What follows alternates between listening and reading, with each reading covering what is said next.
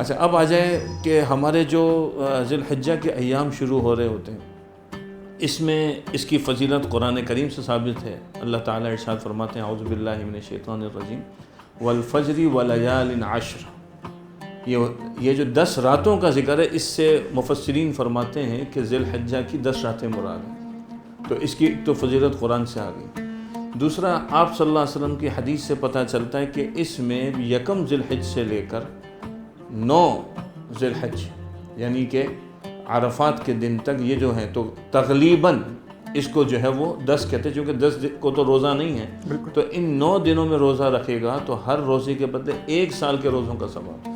اور ان راتوں میں عبادت کرے گا، ایک رات میں شب قدر کی عبادت کا ثواب، تو 1000 راتوں کی جو ہم فضیلت سنتے ہیں شب قدر، تو اس کا ثواب تو ان راتوں میں اللہ کے ہاں سب سے محبوب ترین دن ہے یہ جو عشرہ ذی الحجہ کہلاتا ہے اس میں۔